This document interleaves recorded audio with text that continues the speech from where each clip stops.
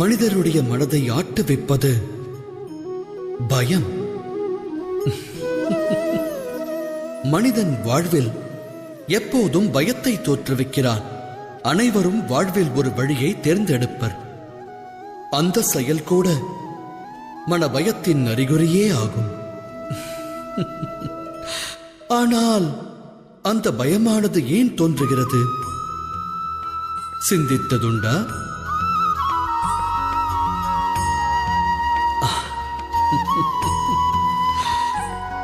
பயத்தின் அர்த்தம் வருங்காலத்தை பற்றிய விபரீதமான கற்பனையே.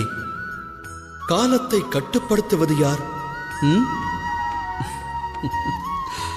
அதை கட்டுப்படுத்துவது நாமோ, நமது விரோதியோ அல்லது இன்னொருவரோ கிடையாது. காலமானது இறைவன் ஆணைப்படி நடப்பதல்லவா?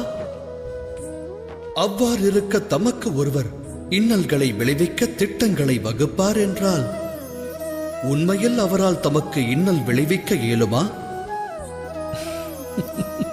இயலாது.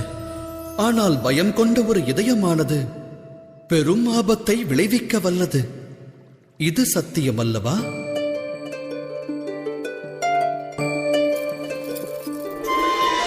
விபரீத வேளையில் பயம் கொண்ட மனது தவறான முடிவை எடுக்கிறது.